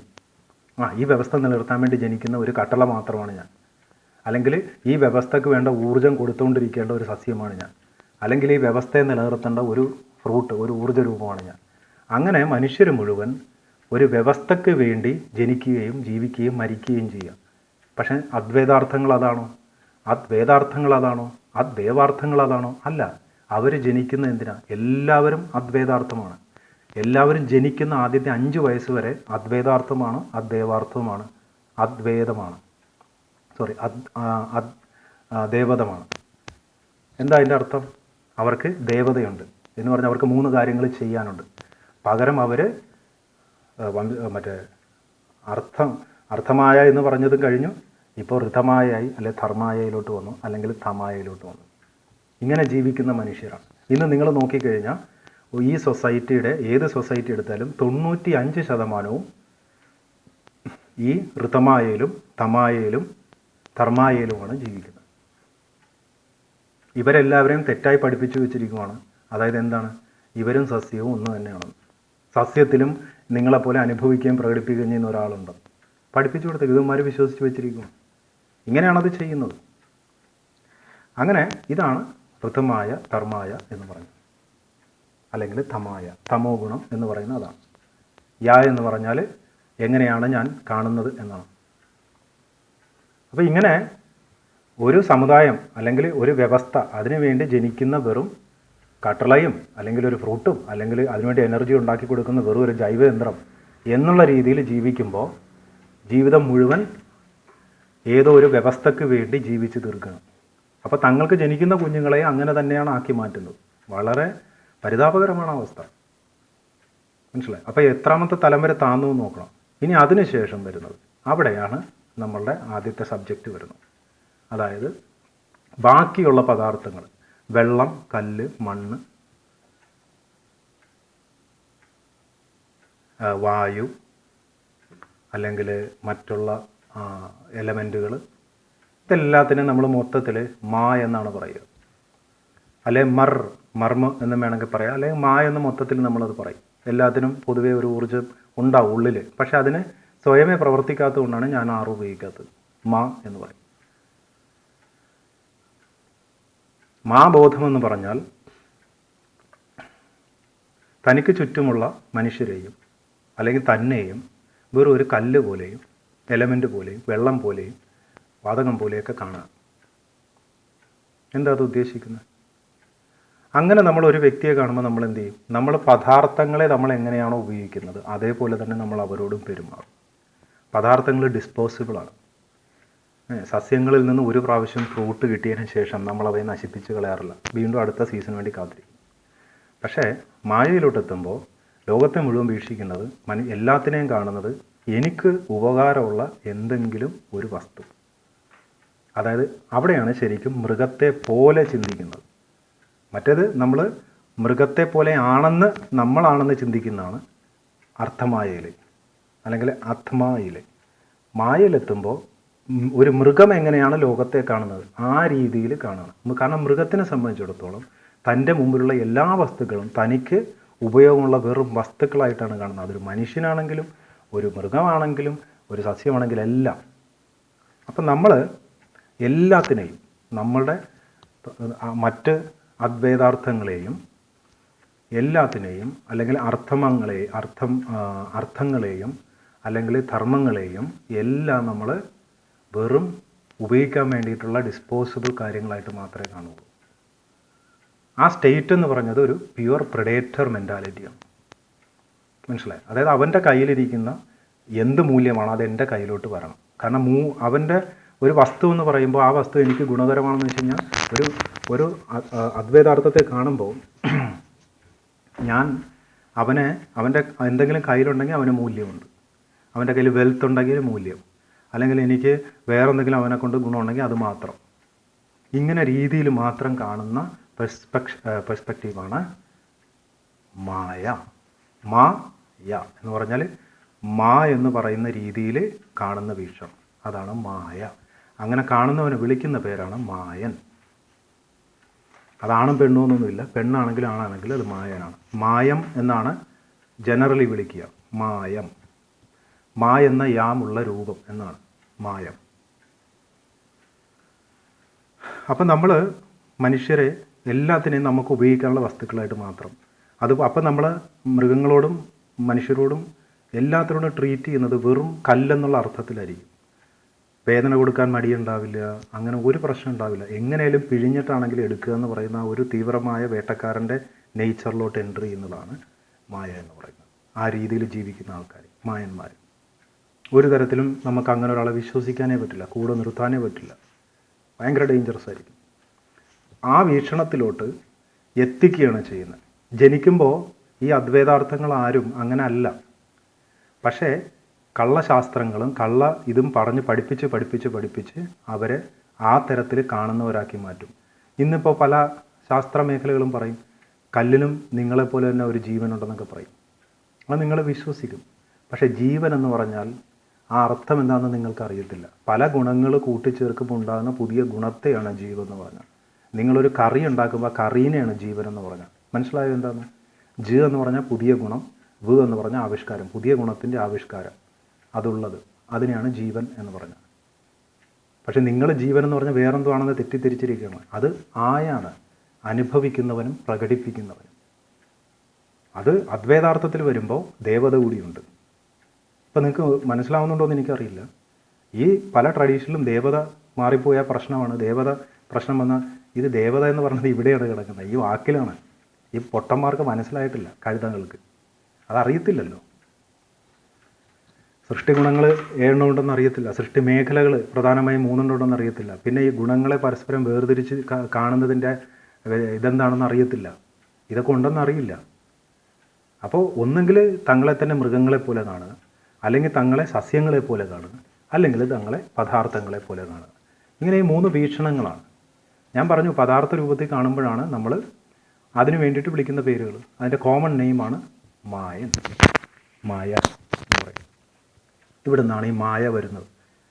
അപ്പോൾ നമ്മൾ ഈ രീതിയിൽ ഇപ്പോൾ ഫോർ എക്സാമ്പിൾ പറഞ്ഞാൽ നമ്മൾ എവല്യൂഷൻ തിയറി ലോകത്ത് കൊണ്ടുവന്നത് നമ്മളെ മായന്മാരാക്കാൻ വേണ്ടിയിട്ടാണ്. അപ്പോൾ ഞാനത് പറയുമ്പോൾ നിങ്ങൾക്ക് ഭയങ്കര ബുദ്ധിമുട്ടുണ്ടാവും. നിങ്ങൾ പഠിച്ചു വരിക്കുന്ന ശാസ്ത്രം അനുസരിച്ച് മില്യൺസ് ഓഫ് ഇയേഴ്സോ മുതൽ ഇങ്ങനെ ഇവോൾവ് ചെയ്ത് എന്തോ ഗുണങ്ങളുണ്ടായി വന്നെന്നല്ലേ വിചാരിക്കണം. അങ്ങനൊന്നും അല്ല, നുണയാണത്. ഇത് ജനിക്കുന്ന ഏത് കാലഘട്ടത്തിൽ ജനിക്കുന്ന കുഞ്ഞിനും എന്തുണ്ട്? അദ്വൈതാർത്ഥത്തിൽ ആ ദേവതയുണ്ട്. ഈ 3 ദേവതയെന്ന് പറഞ്ഞ 3 കാര്യങ്ങളാണ് അതുണ്ട്. അതിന് എവല്യൂഷനുമായിട്ട് യാതൊരു ബന്ധവുമില്ല. എവല്യൂഷൻ എന്ന് പറയുന്നതേ കള്ളത്തരമാണ്. അപ്പോൾ എവല്യൂഷൻ തിയറി കൊണ്ടുവന്ന പ്രിൻസിപ്പിൾ എന്താണെന്ന് വെച്ച് കഴിഞ്ഞാൽ നിങ്ങളിങ്ങനെ ഫൈറ്റ് ചെയ്ത് സർവൈവൽ ഓഫ് ദ ഫിറ്റസ്റ്റ് എന്ന് പറയുന്ന ആ മെൻറ്റാലിറ്റി നമ്മളുടെ തലയിലോട്ട് തരികയാണ്. നമ്മൾ അങ്ങനെയാണ്, നമ്മളൊരു ഏകകോശത്തിൽ നിന്ന് ഇങ്ങനെ ഉണ്ടായി ഫൈറ്റ് ചെയ്ത് നമ്മൾ ഓരോന്നിനെയും സെൽഫിഷായിട്ട് ഉപയോഗിച്ചിട്ടാണ് നമ്മൾ ഡെവലപ്പ് ചെയ്ത് വന്നത്. കള്ളത്തരമാണത്, അങ്ങനെ അല്ല. പക്ഷെ അത് ജനങ്ങൾ വിശ്വസിപ്പിക്കുകയാണ്. അങ്ങനെ വിശ്വസിപ്പിക്കുമ്പോഴാണ് എന്തായി മാറുന്നത്? മായന്മാരായി മാറുന്നത്. മനസ്സിലായോ? അത് വിശ്വസിക്കുന്നവർക്ക് വിശ്വസിക്കാം, പക്ഷെ മണ്ടനാണെന്ന് മാത്രമേ ഉള്ളൂ. അതിനെയാണ് മായൻ എന്ന് പറഞ്ഞാൽ. അതിൻ്റെ അകത്ത് പല പേരുകളുണ്ട്. മായം എന്ന് പറയുന്നതിൽ ഒത്തിരി പേരുകളുണ്ട്. ആ പേരിട്ട് ഒരു അദ്വൈതാർത്ഥത്തെ വിളിച്ചാൽ അത് തെറിയാണ്. അതുപോലെ സസ്യജാലങ്ങളെ കൊടുത്തിരിക്കുന്ന സബ്സ്ട്രേറ്റ് പേര് വെച്ചിട്ട് ഒരു അദ്വൈതാർത്ഥത്തെ വിളിച്ചു കഴിഞ്ഞാൽ തെറിയാണ്. അതുപോലെ മൃഗങ്ങളെ സംബന്ധിക്കുന്ന അർത്ഥമായ എന്ന് പറഞ്ഞിട്ട് നമ്മൾ പിന്നെ കൊടുത്ത ആ കൺസ്ട്രക്റ്റ് നമ്മൾ ഇവിടെ ഉപയോഗിച്ച് കഴിഞ്ഞാൽ തെറിയാണ്. തെറി അങ്ങനെയാണ് ഈ ലോകത്തുണ്ടായത്. മനസ്സിലായോ? നമ്മുടെ ഗുണങ്ങളിൽ നിന്ന് റെഡ്യൂസ് ചെയ്ത് വെറും പദാർത്ഥങ്ങൾക്ക് കൊടുക്കുന്ന പേരും പദാർത്ഥങ്ങളിരിക്കുന്ന അവസ്ഥ അതിനെ സംബന്ധിക്കുന്ന പേരും ഇതൊക്കെ ഇങ്ങനെയുള്ള വാക്കുകളെടുത്ത് നമ്മളെ അഭിസംബോധന ചെയ്യുന്നിടത്തു നിന്നാണ് തെറി വാക്കുണ്ടാകുന്നത്. അല്ലാണ്ട് അതിന് സെക്ഷൽ കൊണോട്ടേഷൻ ഇല്ല. ഞാൻ വേറൊരു ചെറിയൊരു വീഡിയോ അതിനെ സംബന്ധിച്ച് ചെയ്തിട്ടുണ്ട്, തെറി വാക്കുകളെന്ന് പറഞ്ഞിട്ട്. ഓക്കെ, ഇതാണ് മായന്മാരെന്ന് പറഞ്ഞാൽ. പക്ക മറ്റുള്ളവരുടെ ഉപയോഗം മാത്രം നോക്കി കാണുന്ന രീതിയാണ്. ഇങ്ങനെ ജീവിക്കുന്ന രീതിയാണ് മായൻ എന്ന് പറയുന്നത്. ഇനി അടുത്തത് വരുന്നത് ഹും യ എന്ന് പറയും. ഈ ഹും യ എന്ന് പറഞ്ഞാൽ ഇങ്ങനെയൊക്കെ ജീവിച്ച് കൺഫ്യൂഷനായി യാഥാർത്ഥ്യവും ഈ പഠിച്ചു വെച്ച കള്ളത്തരങ്ങളും കൊണ്ട് തലക്ക് മുഴുവൻ കൺഫ്യൂഷനായിട്ട് വരുന്ന കുറേ മനുഷ്യർ പിന്നെ അവസാനം ഭ്രാന്തായിട്ട് പറയും, ഇവിടെ ഇതൊന്നുമില്ല, വെറും കാണുന്നത് മുഴുവൻ വെറും ഇതാണ്, തോന്നലാണ്, ഇവിടെ ഒന്നുമില്ല എന്ന് പറയും. അതിനെയാണ് ഹുമിയ, ആ വീക്ഷണത്തെയാണ് പറയുന്നത് ഹുമിയ. അത് ഭ്രാന്ത് പിടിച്ച ലാസ്റ്റ് സ്റ്റേറ്റാണ്. പൂർണ്ണ നിരാശയുടെ കാലഘട്ടമാണ്, പൂർണ്ണ നിരാശയുടെ മാനസികാവസ്ഥയാണ്. അപ്പോൾ ആ തരത്തിൽ മനുഷ്യരെല്ലാവരും ഒരുമിച്ച് ആയിക്കഴിഞ്ഞാൽ പൂർണ്ണ നിരാശയുടെ കാലഘട്ടമാണ്. മനസ്സിലായോ? അപ്പോൾ ഹുമിയ എന്ന് പറയുന്നതിനെ തെറ്റിദ്ധരിച്ചിട്ടാണ് നമ്മൾ ശൂന്യ എന്നുള്ള വാക്ക് ഉപയോഗിക്കാറുണ്ട്. ഈ ശൂന്യ എന്ന് പറഞ്ഞാൽ ബേസിക്കലി അടിസ്ഥാന ഗുണത്തിൽ ലയിച്ച ബോധ്യമെന്നാണ് ശൂന്യ എന്നുള്ള വാക്കിൻ്റെ അർത്ഥം. അല്ലാതെ ഒന്നുമില്ല എന്നല്ല. അടിസ്ഥാന ഗുണം വേണമെങ്കിൽ അവിടെ ഒരു വസ്തു വേണം. അത് തെറ്റായിട്ട് ഉപയോഗിക്കുന്നതാണ്, പൊട്ടന്മാർക്ക് അറിയത്തില്ല. ഈ ഹ് എന്ന് പറയുന്ന വാക്കിൻ്റെ അർത്ഥം എന്താണ്? ശുഹന്യ എന്ന് പറഞ്ഞാൽ അടിസ്ഥാന ഗുണത്തിൽ ലയിക്കാത്ത ബോധ്യമെന്നാണ്. എന്ന് വെച്ചാൽ അടിസ്ഥാന ബോധ്യം അവനുണ്ട്, അടിസ്ഥാന ഗുണമുണ്ട്, പക്ഷെ ആ ബോധ്യം അവനിലില്ല. ആ അവസ്ഥേനെയാണ് ശൂഹ് ന്യ എന്ന് പറഞ്ഞത്. ശൂഹ് ന്യ. അപ്പം ഇത് തെറ്റിദ്ധരിച്ചിട്ടാണ് എന്ത് സീറോ എന്ന് പറയുന്ന ഒരു സാധനം ഉണ്ടാക്കി എന്ന് പറയുന്നത്. ഇതൊക്കെ കള്ളത്തരമാണ് കേട്ടോ. സീറോ എന്നും നമ്മൾ ഇന്ത്യക്കാരൊന്നും ഉണ്ടാക്കിയതല്ല, അതൊക്കെ യൂണിവേഴ്സലാണ്. അതൊക്കെ ഈ പൊട്ടന്മാർ ഇവിടെ പഠിപ്പിച്ചു തരുന്നതാണ്. അപ്പോൾ ഈ ഹുംയ എന്ന് പറയുന്ന ഇതിൽ വിളിക്കുന്ന പേര് മറ്റൊരു പേരാണ് ഹ്യൂമൻ. മനസ്സിലായി? അതായത് ഒന്നുമില്ല, ഒരു പദാർത്ഥവുമില്ല എന്ന് പറയുന്ന മാനസികാവസ്ഥയിൽ ഭ്രാന്ത് പിടിച്ച് ലൂണറ്റിക്കായി മാനസിക രോഗിയായിട്ട് ഈ ലോകത്തെ അങ്ങനെ കാണുന്ന അവസ്ഥയിൽ നിൽക്കുന്നവനെയാണ് ഹ്യൂമൻ എന്ന് പറഞ്ഞാൽ. ഏറ്റവും വൃത്തികെട്ട വാക്കാണത്, ഏറ്റവും തെറി വാക്കാണത് ഹ്യൂമൻ എന്ന് വിളിക്കുന്നത്. എന്ത് ചെയ്യാനാണ്? അപ്പോൾ ഈ വാക്കുകളൊക്കെയാണ് നമ്മളെ വിളിപ്പിക്കുന്നത്. ഞാൻ ഹ്യൂമൻ എന്ന് വിളിച്ച് കഴിഞ്ഞാൽ അതിൻ്റെ അർത്ഥം മായൻ എന്ന് പറയുന്ന അവസ്ഥയിൽ നിന്ന് താഴത്തോട്ട് പോയ ലോവർ അവസ്ഥയാണ് ഈ ഹ്യൂമൻ എന്ന് പറഞ്ഞത്. ഞാൻ എന്നെ അങ്ങനെയല്ല കാണേണ്ടത്. ഞാൻ അദ്വൈതാർത്ഥമാണ്, ഞാൻ ദേവതാർത്ഥമാണ്. ഈ അദ്വൈതാർത്ഥം എന്ന് പറയുന്നത് വേറൊരു തരത്തിൽ പറയുന്നതാണ് ദേവതാർത്ഥം എന്നും പറയും, അല്ലെങ്കിൽ ദേവദാത്തം എന്നും പറയും. ഇവിടുന്ന് ദേവത എന്ന് പറയുന്ന ആ കൺസ്ട്രക്റ്റിനെ എടുത്തു കളയുമ്പോൾ മൃഗമായി മാറി. അപ്പോൾ അവർ വന്നിട്ട് നമ്മളെ പഠിപ്പിക്കും, നമ്മൾ മൃഗങ്ങളെപ്പോലെ തന്നെ വംശങ്ങളുണ്ടെന്ന് നമ്മുടെ കൂട്ടത്തിൽ, അല്ലെങ്കിൽ നമ്മൾ സസ്യങ്ങളെ പോലെയാണ്. സസ്യങ്ങളെ കാണിച്ചിട്ട് പറയും സസ്യങ്ങളിലും നമ്മളെപ്പോലെ തന്നെ പ്രകടിപ്പിക്കുന്ന ഒരാളുണ്ടെന്നൊക്കെ പറയും. കാരണം അവരുപയോഗിക്കുന്ന വാക്കുകൾ എടുത്താൽ മതി. ആ വാക്കുകളുടെ അർത്ഥം വേറെ ആയിരിക്കും. അല്ലെങ്കിൽ പറയും കല്ലിലും ഉണ്ടെന്ന് പറയും, ജീവനുണ്ടെന്ന് പറയും. കല്ലിന് ജീവനുണ്ടാവും, കല്ലിന് ജീവനുണ്ടാവില്ല. കല്ലിൽ പറയും ജീവനുണ്ടെന്ന് പറയും, പക്ഷേ ജീവൻ്റെ അർത്ഥം അറിയില്ലല്ലോ. ജീവൻ എന്ന് പറഞ്ഞാൽ പ്രത്യേകിച്ച് എന്തെങ്കിലും ഒരു ആളവിടെ ഉണ്ടെന്നല്ല. നിങ്ങളിപ്പോൾ പല പഴവർഗ്ഗങ്ങൾ കൂട്ടിച്ചേർത്ത് ഒരു ജ്യൂസ് ഉണ്ടാക്കുമ്പോൾ അതൊരു പുതിയൊരു ഗുണമാണ്. അതിനെയാണ് ജീവ് എന്ന് പറഞ്ഞത്. പുതിയതായിട്ടുണ്ടാകുന്ന ഗുണം, പുതിയതായിട്ട് ഉണ്ടാക്കുന്ന ഗുണത്തെയാണ് ജീവ് എന്ന് പറഞ്ഞത്. അപ്പോൾ ഇങ്ങനെ അർത്ഥമായുണ്ട്, ഋതമായുണ്ട്, അല്ലെങ്കിൽ അത്മീയമുണ്ട്, തമായുണ്ട്, ഋതമായുണ്ട്, ധർമായുണ്ട്, മായയുണ്ട്, ഹൂമിയായുണ്ട്. നമ്മളുടേത് എന്താണ്? അദ്വൈതാർത്ഥമായ എന്ന് പറയും. നമ്മളുടെ ഒറിജിനൽ നമ്മൾ എങ്ങനെയാണോ നമ്മളെ കാണേണ്ടത് ആ ദേവതയെ ഉൾപ്പെടുത്തി നമ്മൾ കാണുകയാണെങ്കിൽ അതിനെയാണ് സത്ത് യ എന്ന് പറയും. സത്ത് അടിസ്ഥാന പ്രിൻസിപ്പിളും ആന്തരിക പ്രിൻസിപ്പിളുകളും അറിഞ്ഞിട്ടുള്ള ബോധ്യമാണ് സത്ത് യ. ഇനി നിങ്ങൾ വേറൊരു കാര്യം പഠിച്ചിട്ടുണ്ട്, യുഗങ്ങളെക്കുറിച്ച്. യുഗം എന്ന് പറഞ്ഞാൽ ബോധത്തിൻ്റെ കേന്ദ്രമെന്ന അർത്ഥം, വീക്ഷണ കേന്ദ്രം. യുഗ എന്ന് പറഞ്ഞാൽ വീക്ഷണ കേന്ദ്രം എന്നാണ് അർത്ഥം. അതിൽ സത്ത് യുഗ എന്ന് പറഞ്ഞാൽ അദ്വൈതാർത്ഥം, ദേവതാർത്ഥം എന്ന് പറയുന്ന ഫുൾ 7 കൺസ്ട്രക്റ്റോടുകൂടി നമ്മളെ തന്നെ വീക്ഷിക്കുന്ന അതിനെയാണ് സത്ത് യുഗ എന്ന് പറഞ്ഞാൽ. രണ്ടാമത് നിങ്ങളൊന്ന് കേട്ടിട്ടുണ്ട്, അതെന്താണ്? ത്രേതായുഗം. ത്രേതം എന്ന് പറഞ്ഞാൽ എന്താണ്? ത്രേത് എന്ന് പറഞ്ഞാൽ എന്താ? 3 എന്നുള്ള അർത്ഥത്തിൽ പറയുന്നത്. അതാണ് ആത്മീയം, അതായത് ആത്മ എന്ന് പറയുന്നത്. അതിൽ നിന്ന് ഒരു നമ്മൾ തൃ എന്ന് പറയുന്നത് 3 എന്നുള്ള അക്ഷരത്തിൽ ഉദ്ദേശിച്ച് പറയുന്നതാണ്. മനസ്സിലായ? ത്രേത. അത് ജനിതക വംശബോധത്തിൽ ജീവിക്കുന്ന വീക്ഷണത്തെയാണ് ത്രേത യുഗ എന്ന് പറഞ്ഞാൽ. ദ്വാപരം 2 എന്നുള്ള അർത്ഥത്തിലാണ്. അതാണ് തമം എന്ന് പറഞ്ഞാൽ. ഞാൻ പറഞ്ഞു 6 എന്നുള്ള വാക്ക് വളരെ കുറച്ചാണ് ചില സമയങ്ങളിൽ ഉപയോഗിക്കാറില്ല. ദ്വാപരം എന്ന് പറയുന്നത് സസ്യങ്ങളുമായി ബന്ധപ്പെട്ട് വരുന്നതാണ്. അതിൽ അർത്ഥമായും അല്ലെങ്കിൽ ധർമായും അല്ലെങ്കിൽ തമായ എന്ന് പറയാം. അതായത് തമം എന്ന് പറഞ്ഞാൽ മതി. തമ്മം. ആ തമം എന്ന് പറഞ്ഞ് തിരിച്ചിടുന്നതാണ് മതം എന്ന് പറഞ്ഞാൽ.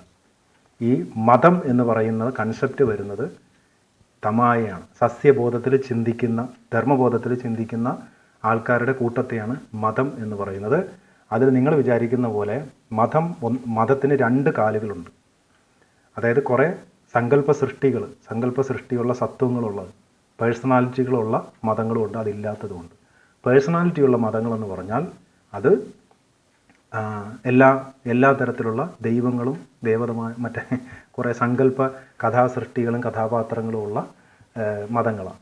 അതില്ലാത്ത മതങ്ങൾ എത്തീസം, യുക്തിവാദം, agnosticism, LGBTQ, feminism, socialism, capitalism, പിന്നെ കമ്മ്യൂണിസം, ഇങ്ങനെ പോകുന്ന ഇസംസുകൾ.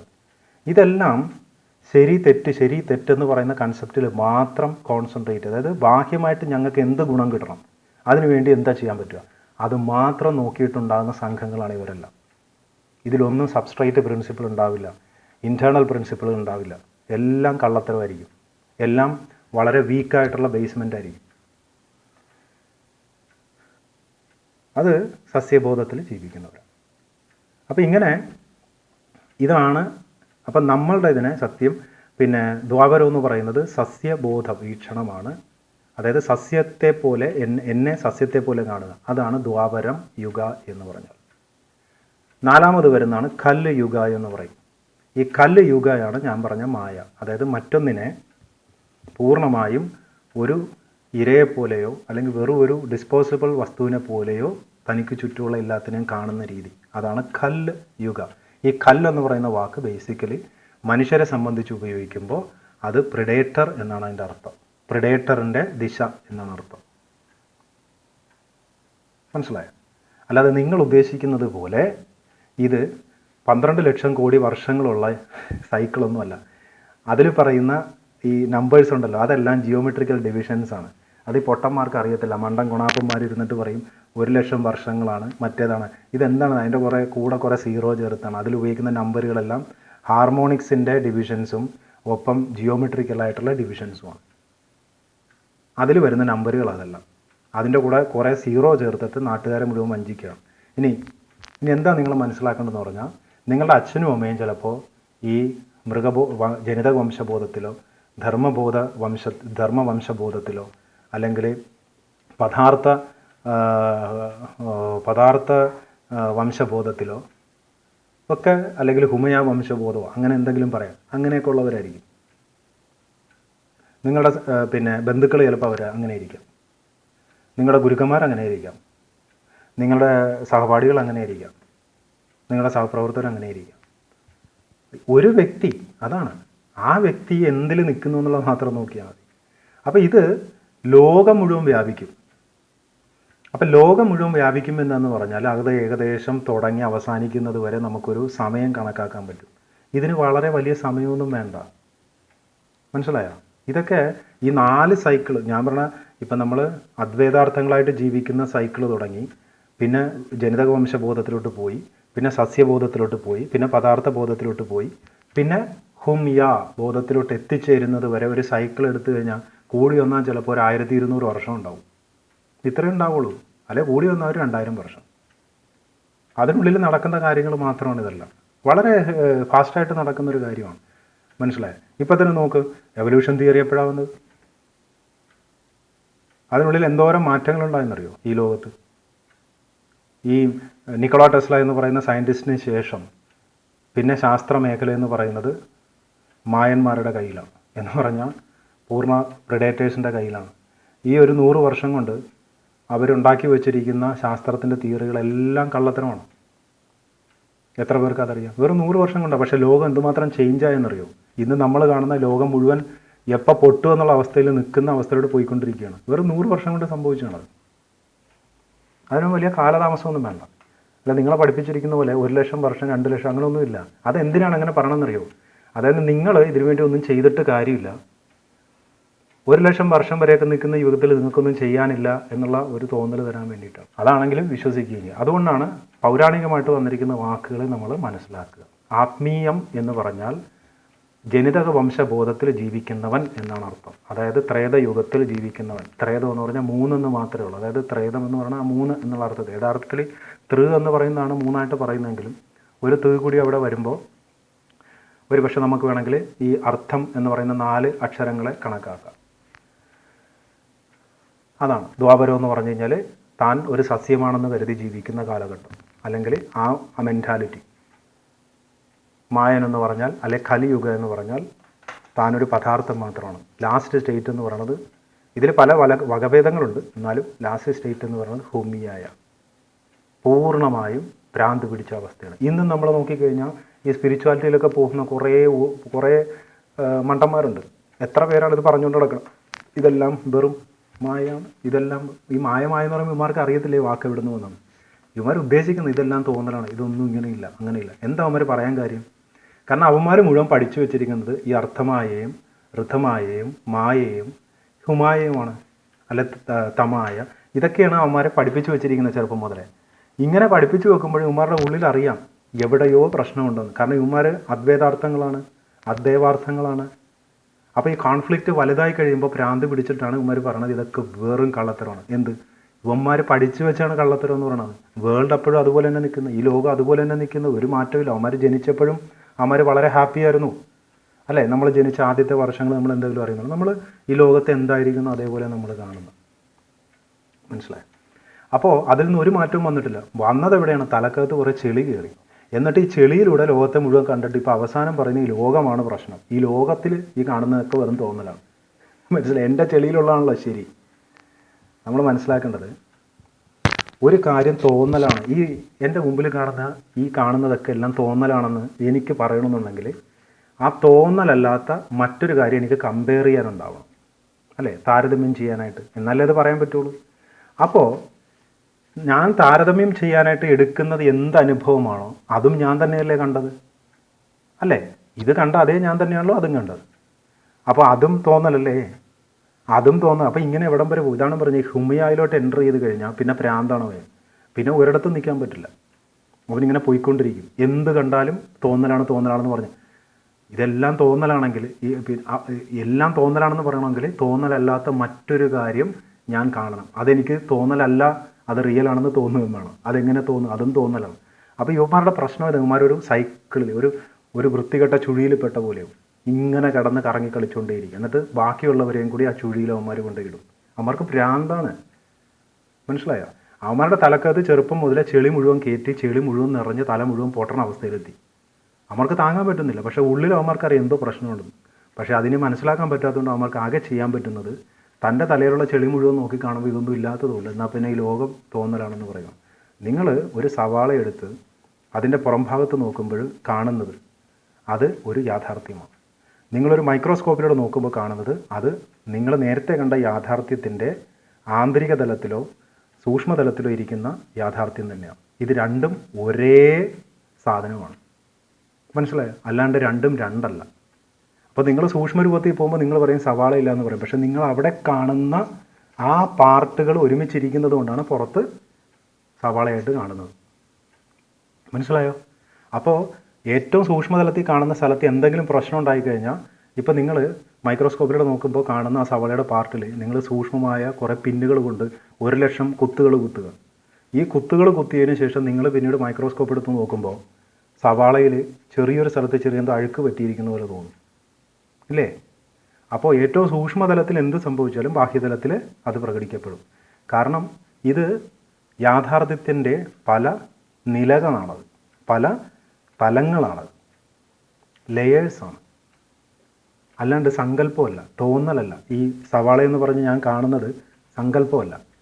ആ കാണുന്നതിൻ്റെ തന്നെ ഉള്ളിലിരിക്കുന്ന എല്ലാം ഒറ്റ റിയാലിറ്റിയാണ്. മനസ്സിലായ? ഒറ്റ റിയാലിറ്റിയുടെ ഞാൻ കാണുന്ന ഡിഫറെൻറ്റ് ലെയേഴ്സ് മാത്രമാണ്, അല്ലാണ്ട് അത് സങ്കല്പമൊന്നുമല്ല. സങ്കല്പമൊന്നും പറയാൻ പറ്റില്ല, അതൊരു തോന്നലല്ല. അപ്പോൾ ഇങ്ങനെ നമ്മളെ മുഴുവൻ മണ്ടന്മാരാക്കുകയാണ് ചെയ്യുന്നത്. ഇതാണ് മായ എന്ന് പറഞ്ഞ സാധനം. അതുകൊണ്ട് ഇനി നിങ്ങൾ മായ എന്ന് പറയുമ്പോൾ മനസ്സിലാക്കുക, എനിക്ക് ചുറ്റുമുള്ള എല്ലാത്തിനും വെറും വസ്തുക്കളെപ്പോലെ, കമ്മോഡിറ്റിയെ പോലെ കാണുന്ന രീതി, ഉപയോഗിക്കാൻ വേണ്ടി മാത്രമുള്ള വെറും വസ്തുക്കളെ കാണുന്ന രീതിയിൽ ഉള്ള വീക്ഷണത്തെയാണ് മായ എന്ന് പറയുന്നത്. അതായത് ഞാനും പദാർത്ഥമാണ്, മറ്റുള്ളവനും ഒരു പദാർത്ഥം മാത്രമാണ്, വേറെ ഗുണങ്ങളൊന്നുമില്ല, ബാഹ്യമായിട്ടുള്ള ഗുണങ്ങൾ മാത്രമേ ഉള്ളൂ. കുറച്ച് സൗന്ദര്യം ഉണ്ടെങ്കിൽ അത് വേണമെങ്കിൽ ഉപയോഗിക്കാം, അല്ലെങ്കിൽ കുറച്ച് പണം ഉണ്ടെങ്കിൽ അത് ഉപയോഗിക്കുക, അല്ലെ വേറെ എന്തെങ്കിലും ചെറിയ ഗുണം ഉണ്ടെങ്കിൽ അത് അങ്ങനെ ഉപയോഗിക്കുക എന്ന രീതിയിൽ മാത്രം നമ്മൾ അത്രയും റെഡ്യൂസ് ചെയ്താണ് കാണുന്നത്. ഇനി റെഡ്യൂസ് ചെയ്യാനില്ല, മായിലെത്തിയില്ലേ. അതായത് പിന്നെ അദ്വൈതാർത്ഥം എന്ന് പറയുന്ന 7 കാര്യങ്ങളിൽ നിന്ന് റെഡ്യൂസ് ചെയ്ത് വെറും മായ എന്ന് പറയുന്ന തലത്തിൽ നിന്നും ആ 6 തലങ്ങളും ഉപേക്ഷിച്ച് കളഞ്ഞു. ഇപ്പോൾ വെറും ഒരു മൺതരിയായിട്ടാണ് കാണുന്നത്, എന്നെയും മറ്റുള്ളവരെയും. എന്നിട്ട് ആ മൺതരിക്കകത്തും ഒരു ജീവനുണ്ടെന്ന് പറയണം പൊട്ടന്മാർ. അതങ്ങനെ പഠിപ്പിച്ചു തരികയാണേ. ഇന്നത്തെ ശാസ്ത്രം നോക്കിക്കഴിഞ്ഞാൽ ഇന്ന് ശാസ്ത്രം പറഞ്ഞതെന്ന് അറിയോ, സസ്യങ്ങളും നമ്മളെപ്പോലെ തന്നെയാണെന്ന് പറഞ്ഞ് പഠിപ്പിക്കുകയാണ്. കള്ളത്തരമാണ്. സസ്യങ്ങൾ ഒരു ജൈവ യന്ത്രമാണ്, മനസ്സിലായോ? അതല്ല മൃഗങ്ങൾ, അതല്ല നമ്മൾ. ഇതെല്ലാം ഒന്നും തന്നെയാണ്. പിന്നെ ഒരേ രീതിയിലിരുന്നാൽ പോരെയല്ല. ഈ 4 കാറ്റഗറി നമുക്ക് എടുത്തറിയാലോ, ഇല്ലേ? ഈ 4 കാറ്റഗറി നമുക്ക് ശരിക്കും എടുത്തറിയാവുന്നൊരു കാര്യമല്ലേ. അപ്പോൾ ഇതെല്ലാം ഓരോ പ്രോഗ്രസ്സാണ്. ഈ സസ്യങ്ങളും അടിസ്ഥാന എലമെൻറ്റുകളും അവിടെ ബേസിക്കാണ്.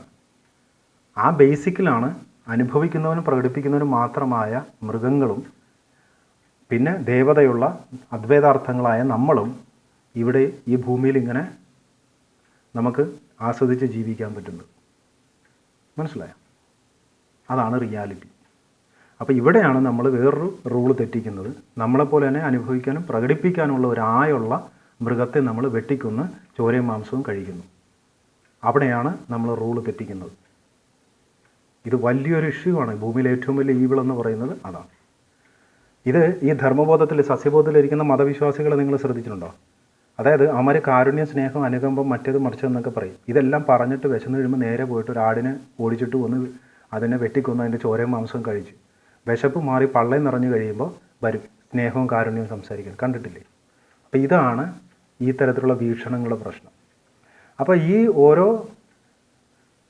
അതായത് ഒരു നാട് അല്ലെങ്കിൽ ഒരു രാജ്യം അല്ലെങ്കിൽ ഒരു മൊത്തം വേൾഡ്, ഇങ്ങനെ മൊത്തത്തിൽ ഇത് പടർന്നു പിടിക്കാം. ഇങ്ങനെ മൊത്തത്തിൽ ഇത് പടർന്നു പിടിച്ച് ലോകം മുഴുവനും ഇതായി കഴിയുമ്പോൾ പിന്നെ ടോട്ടൽ ഡിസ്ട്രക്ഷനാണ്. ഇതാണ് സത്യം.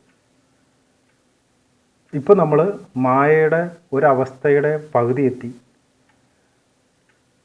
പെട്ടെന്ന് തന്നെ ഹുമിയായിലോട്ട് പോകാനായിട്ടുള്ള അവസ്ഥയിലെത്തി നിൽക്കുകയാണ് നമ്മൾ. മായയുടെ ഒരു കുറച്ചുകൂടി കഴിയാനുണ്ടെന്ന് പറഞ്ഞാൽ അതിൻ്റെ ഏറ്റവും ക്രൂരമായിട്ടുള്ള അവസ്ഥ വരാനിരിക്കുന്നു. അത് ഒരു അടുത്ത 30 വർഷങ്ങൾ കൊണ്ട് സംഭവിക്കുന്നുണ്ട്. ഈ ഹുമിയായിലോട്ട് 30 വർഷങ്ങൾ കൊണ്ട് ഹുമയ കംപ്ലീറ്റ് ആവും. മനസ്സിലായോ? കാരണം ഇപ്പോഴത്തെ പഠനം അനുസരിച്ചിട്ട് അടുത്തൊരു 5 വർഷത്തിനുള്ളിൽ ലോകത്ത് എനിക്ക് തോന്നുന്നു 2% ആൾക്കാരും പൂർണ്ണ നിരാശരായിരിക്കും, ഡിപ്രഷനിലായിരിക്കും എന്നാണ് പറഞ്ഞത്. ഇതിൻ്റെ കാരണം ഇതാണ്.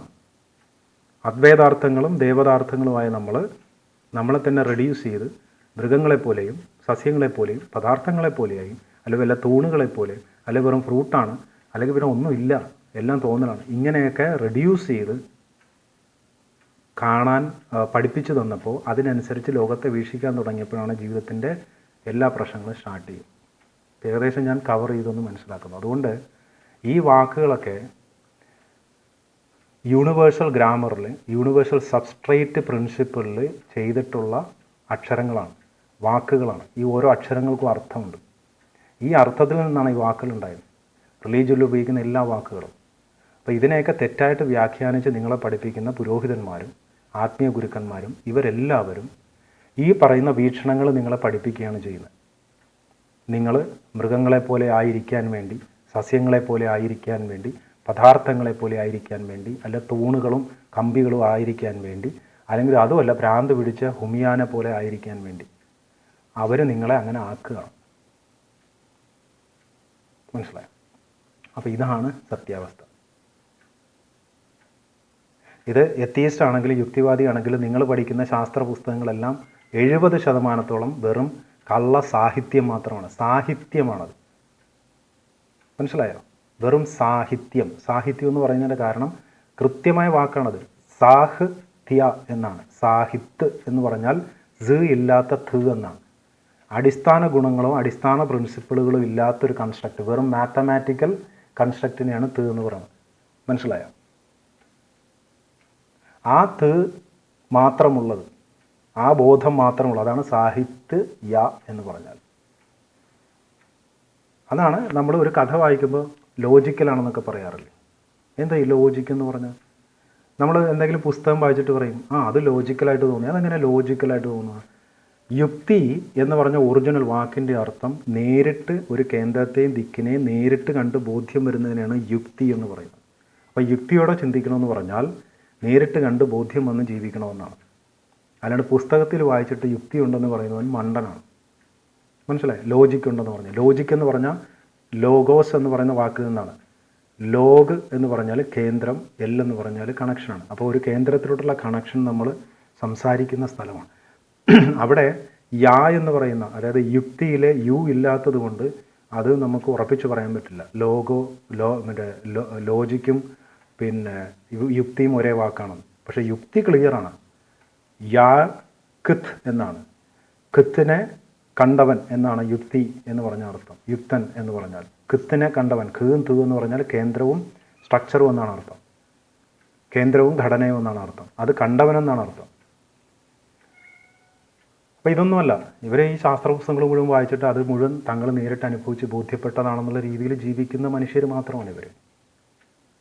ഇവരെന്തിൻ്റെ ആൾക്കാരാണ്? ഇവർ തമയ, മതം എന്ന് പറയുന്ന ഇതിൽ തമം തിരിച്ചിടുന്നതാണ് മതം, അല്ലെങ്കിൽ ധർമ്മബോധം എന്ന് ഞാൻ പറഞ്ഞില്ലേ. ഈ ധർമ്മബോധം വരുന്ന അവിടെ നിന്നാണ്. ഞാൻ നേരത്തെ പറഞ്ഞു, ധർമ്മബോധം മാത്രം എടുത്തു കഴിഞ്ഞാൽ അത് പുറമേയുള്ള ആക്ഷനെ മാത്രം ബേസ് ചെയ്ത് ജീവിക്കുന്ന രീതിയാണ്. ആന്തരികമായിട്ടുള്ളതും അടിസ്ഥാന തലത്തിലുള്ള പ്രിൻസിപ്പിളുകളെ കണക്ട് ചെയ്യുമ്പോഴാണ് സന ധന ധർമ്മം എന്ന് പറഞ്ഞു വരുന്നത്. ഈ സനാതന ധർമ്മം 3 എണ്ണമുണ്ട്. ഈ 3 സനാതന ധർമ്മങ്ങൾ ചേർന്നിരിക്കുന്നതാണ് സിദ്ധാന്തം. മനസ്സിലായോ? അത് എത്ര പേർക്ക് അറിയാം? എത്ര പേർ അതിനറിയാം? കാരണം ഈ ലോകം എങ്ങനെയാണ് ഫങ്ഷൻ ചെയ്യണമെന്നുണ്ടെങ്കിൽ നിങ്ങൾ ഇതുവരെ പഠിച്ചു വെച്ചിരിക്കുന്ന എല്ലാം പൊട്ടത്തരമാണെന്ന് നിങ്ങൾ തിരിച്ചറിയണം. അത് ഉപേക്ഷിക്കണം. അത് ഇതുവരെ നിങ്ങൾ പഠിച്ചു വെച്ചിരിക്കുന്ന എല്ലാ ശാസ്ത്രവും എല്ലാ കാര്യങ്ങളും വെറും പൊട്ടത്തരമാണ്. ചില കാര്യങ്ങളുണ്ടാവും, പിന്നെ എന്താ പറയുക, വെള്ളത്തിൽ ഉപ്പിട്ട് കുറച്ച് നേരം അനക്കി കഴിഞ്ഞാൽ അത് ലയിച്ച് തീരും. അത് കണ്ടിട്ട് അത് ശാസ്ത്രമാണെന്ന് പറഞ്ഞ് നടക്കുന്നത് അത് ശാസ്ത്രം തന്നെയാണ്. തങ്ങളെന്തോ അത് സ്കൂളിൽ പഠിച്ചുകൊണ്ടാണ് ഇതൊക്കെ മനസ്സിലാവണമെന്ന് വിചാരിച്ച് നടക്കുന്ന പൊട്ടന്മാരുണ്ട്. അതേപോലെ മേളിലോട്ട് കല്ലിട്ട് കഴിഞ്ഞാൽ താഴത്തോട്ട് വരും. ഇങ്ങനെയുള്ള, അല്ലെങ്കിൽ ഒരു സാധനത്തിൽ ഇടിച്ച് കഴിഞ്ഞാൽ അത് വേറൊരു സ്ഥലത്തോട്ട് പോകും. മനസ്സിലായോ? സൈക്കിള് നമ്മൾ ചവിട്ടിക്കഴിഞ്ഞാൽ കറങ്ങി ഓടും. ഇതൊക്കെ എല്ലാം നമ്മൾ എല്ലാ കാലഘട്ടത്തിലും മനുഷ്യർക്ക് അറിയാവുന്ന കാര്യമാണ്. മനസ്സിലായോ? ഈവൻ ആൽബർട്ട് ഐൻസ്റ്റീൻ്റെ പൊട്ട റിലേറ്റിവിറ്റി തിയറി ഉണ്ട്. പൊട്ടറിയ, അത് വെച്ചിട്ട് എത്ര ആൾക്കാരാണ് മണ്ടന്മാരാക്കിയിരിക്കുന്നതെന്നറിയോ? എത്ര ആൾക്കാരാണ് പൊട്ടന്മാരാക്കിയിരിക്കുന്നത്. ശരിക്കും അയാൾ അതിൻ്റെ അകത്ത് പറയുന്ന ചെറിയൊരു കാര്യമാണ്. അതിവിടെ നമ്മളെല്ലാവരും പണ്ട് മുതലേ പറഞ്ഞുകൊണ്ടിരിക്കുന്ന 3 കാര്യങ്ങൾ ഞാൻ പറഞ്ഞുതരാം. റിലേറ്റിവിറ്റി തിയറിക്ക് പകരമായിട്ട് ഇവിടെ പറഞ്ഞുകൊണ്ടിരുന്നത്. 1, ഓടുന്ന പട്ടിക്ക് ഒരു മുമ്പേ ഇക്കരെ നിൽക്കുമ്പോൾ അക്കരെ പച്ച. 3, പറക്കുന്ന പക്ഷികളെ എണിവെച്ച് പിടിക്കരുത്. 4, ലക്ഷ്യമാണ് പ്രധാനം, മാർഗമല്ല. ഇത് 4 ഫൗണ്ടേഷൻ റിലേറ്റിവിറ്റി തിയറിയുടെ അടിസ്ഥാന പ്രിൻസിപ്പിളാണ്. ഇത് റിലേറ്റിവിറ്റി തിയറി എന്താണെന്ന് മനസ്സിലായിട്ടുള്ളവന് ഞാനിത് പറഞ്ഞാൽ മനസ്സിലാവും, ബോധമുള്ളവന്. അയാളുടെ പുസ്തകം എന്ന് പറഞ്ഞാൽ നമുക്ക് അതിൽ അയാൾ പറഞ്ഞിരിക്കുന്ന കാര്യങ്ങളെ നിഷേധിക്കാനും പറ്റില്ല. എന്നാൽ അതിൽ പറഞ്ഞിരിക്കുന്ന കാര്യം മുഴുവൻ വങ്കത്തരമാണ്. നിഷേധിക്കാൻ പറ്റാത്തതിൻ്റെ കാര്യം എന്ന് പറഞ്ഞാൽ ഒരു ചെറിയൊരു കാര്യം, അതായത് ഇപ്പോൾ ഒരു കുട്ടി വിസർജിക്കുകയാണ്. ആ കുട്ടി വിസർജിക്കുന്നതിനെക്കുറിച്ച് എസ്.കെ. പൊറ്റക്കാടിനോടോ എം.ടി. വാസുദേവൻ നായരോടോ സാഹിത്യ ഭാഷയിൽ എഴുതാൻ പറഞ്ഞാൽ പുള്ളി വേറെ വാക്കുകളൊക്കെ ഉപയോഗിച്ചിട്ട് ഇതിനെ വലിയൊരു സംഭവമാക്കി മാറ്റിത്തരും. അപ്പോൾ നമുക്കത് കേൾക്കുമ്പോൾ എന്തോ സംഭവമാണ്, പക്ഷേ ഇതെന്താണെന്ന് മനസ്സിലാവണമില്ല. പക്ഷേ ചില സമയത്തൊന്നും ഇതെന്തോ പൊട്ടത്തരമാണ്, പക്ഷേ ചില സമയത്ത് തോന്നുന്നു ഇതെന്തോ ഒരു സംഭവമാണ്. കാരണം എന്താ? നമ്മളെല്ലാവരും, എല്ലാ മനുഷ്യരും ഒരേപോലെ അനുഭവിക്കുന്ന കാര്യമാണ് വിസർജിക്കുക എന്ന് പറയുന്നത്. അത് അതിൻ്റെ അകത്ത് ഉള്ളിൽ കിടക്കുന്നത് കൊണ്ട് നമുക്ക് അതിൻ്റെ നിന്ന് പുറത്തോട്ട് പോകാനും പറ്റത്തില്ല. പക്ഷേ ഇത് എന്തിനാണ് ഉദ്ദേശിക്കണമെന്ന് മനസ്സിലാകത്തില്ല. അതാണ് ഇന്നത്തെ ശാസ്ത്രം. ക്വാണ്ടം ഫിസിക്സ് അതാണ്, റിലേറ്റിവിറ്റി തിയറി അതാണ്, ഇലക്ട്രോൺ പ്രോട്ടോൺ ന്യൂട്രോൺ പ്രിൻസിപ്പിളുകൾ അതാണ്. ഇതൊക്കെ എല്ലാം ഇതേപോലെ വഴിതിരിച്ച് വിട്ട കള്ളത്തരങ്ങളാണ്. ഇതൊന്നുമല്ല റിയാലിറ്റി. അപ്പോൾ ഇത് ഉപേക്ഷിക്കാൻ തയ്യാറായാലേ ഈ ലോകം ശരിക്കും എങ്ങനെയാണ് ഫങ്ഷൻ ചെയ്യണമെന്ന് മനസ്സിലാക്കാൻ പറ്റുള്ളൂ. അങ്ങനെ മനസ്സിലാക്കുന്ന മനുഷ്യരിൽ നിന്ന് മാത്രമേ ഇനി നല്ലൊരു വേൾഡ് ഉണ്ടാവുള്ളൂ. ഇപ്പോൾ ഉള്ള വേൾഡ് കംപ്ലീറ്റ്ലി ഡിസ്ട്രോയിഡ് ആവും. കാരണം ഇത് മാക്സിമം അതിൻ്റെ പൊല്യൂഷൻ എത്തി എന്ന് പറഞ്ഞാൽ പറയാൻ പറ്റുന്ന കള്ളത്തരങ്ങളുടെ എല്ലാം മാക്സിമം എത്തി. ഇനി ഇതിൻ്റെ ഏറ്റവും ഭീകരമായ അവസ്ഥയാണ്. അതാണ് അടുത്ത 30 വർഷത്തിനുള്ളിൽ നമ്മൾ കാണാൻ പോകുന്നത്. അത് കഴിഞ്ഞിട്ടും ഈ അദ്വൈതാർത്ഥങ്ങളുടെ ലോകം നിലനിൽക്കണ്ടേ? അതിന് ഇനിയെങ്കിലും നിങ്ങൾ ഇനിയും അത് ശ്രദ്ധിച്ചില്ലെങ്കിൽ നിങ്ങളുടെ കുട്ടികളാണ് ഇനി അതിൻ്റെ വിക്ടിംസ് ആകാൻ പോകുന്നത്. നിങ്ങളത് ശ്രദ്ധിച്ചില്ലെങ്കിൽ. ചിന്തിക്കേണ്ടത് എങ്ങനെയാണ് കാര്യങ്ങളെ കാണേണ്ടത്, ഇതിനെല്ലാത്തിനും കറക്റ്റായിട്ടുള്ള രീതിയുണ്ട്. ഇതാണ് ശരിക്കും ഒരു കുട്ടി ചെറുപ്പം മുതലേ അറിയേണ്ടത്. പകരം നിങ്ങൾ സ്കൂളിൽ പോയി കുഞ്ഞുങ്ങളെ മുഴുവൻ നശിപ്പിക്കാനായിട്ട് ഈ അധ്യാപകരുടെ കയ്യിൽ ഏൽപ്പിച്ചു കൊടുക്കണം.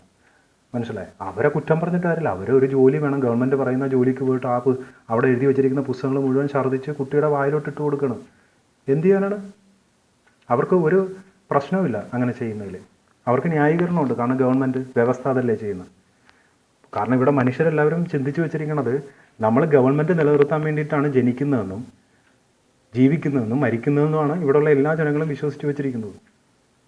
ഈ ഗവൺമെൻറ് നിലനിർത്തുക, അതിന് വേണ്ടി ജനിക്കുന്ന വെറും സസ്യങ്ങളോ അല്ലെ പദാർത്ഥങ്ങൾ മാത്രമാണ് നമ്മളെന്ന് വിചാരിച്ചിട്ടാണ് മനുഷ്യരല്ല ഈ അദ്വൈതാർത്ഥങ്ങളെല്ലാവരും ജീവിച്ചുകൊണ്ടിരിക്കുന്നത്. അപ്പോൾ പിന്നെ അവരിത് ചെയ്യുമല്ലോ. തങ്ങളുടെ കുഞ്ഞുങ്ങളെയും കൊണ്ടുപോയി ബലി കൊടുക്കുകയാണ്. മനസ്സിലായി? വ്യവസ്ഥകൾക്കും സമുദായങ്ങൾക്കും കൊണ്ട് ബലി കൊടുക്കുകയാണ്. എന്നിട്ടാണ് അവർ സ്നേഹിക്കുന്നതെന്ന് പറയുന്നത്.